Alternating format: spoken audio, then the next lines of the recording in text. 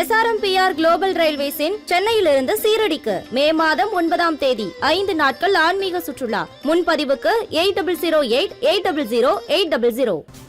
தமிழ்நாடு அரசு கேட்கும் நிதியை மத்திய அரசு கொடுப்பது இல்லை என அதிமுக பொதுச் செயலாளர் எடப்பாடி பழனிசாமி குற்றம் சாட்டியுள்ளார்.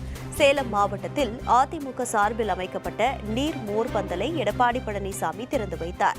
பின்னர் செய்தியாளர்களை சந்தித்த அவர், மாநிலங்கள் எப்போதும் கேட்கும் நிதியை விட குறைந்த அளவு நிதியையே மத்திய அரசு விடுவிப்பதாகவும், அதிமுக ஆட்சியிலும் மத்தியில் திமுக அங்கம் வகித்த காங்கிரஸ் ஆட்சியிலும் தமிழகத்திற்கு கேட்ட நிதி கிடைக்கவில்லை என கூறினார்.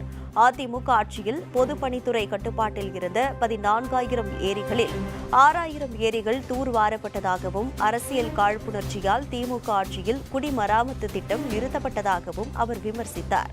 தமிழகத்தில் போதைப் பொருட்களால் இளைய சமூகம் மிக மோசமான அழிவுக்கு சென்று கொண்டிருப்பதாகவும், போதைப் பொருள் விவகாரத்தை இரும்பு கரம் கொண்டு அடக்காமல் திமுக அரசு அலட்சியம் காட்டி வருவதாகவும் எடப்பாடி பழனிசாமி குற்றம் சாட்டினார்.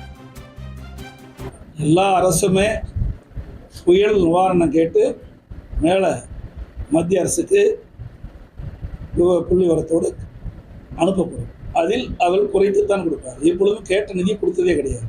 தமிழ்நாடு முழுவதும் இந்த கஞ்சா போதை ஆசாமிகள் செய்கின்ற அட்டூழியம் ரவுடித்தனம் அதிகமாகிடுச்சு. நாளுக்கு நாள் அதிகரிச்சுட்டே இருக்குது.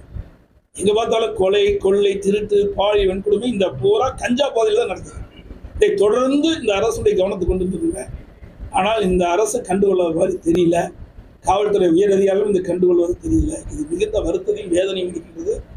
ஒரு நாடு பின்னோக்கி இன்னைக்கு தமிழ்நாடு பின்னோக்கி சென்று கொண்டிருக்கின்றது. இன்றைக்கு அனைத்து இந்திய அண்ணா திராவிட முன்னேற்ற கழகம் சட்டத்தின் ஆட்சி நடைபெற்றது. எங்கே தவறு நடந்தாலும் உடனுக்குடன் நடவடிக்கை எடுத்து அதை தடுத்து நிறுத்தப்பட்டது.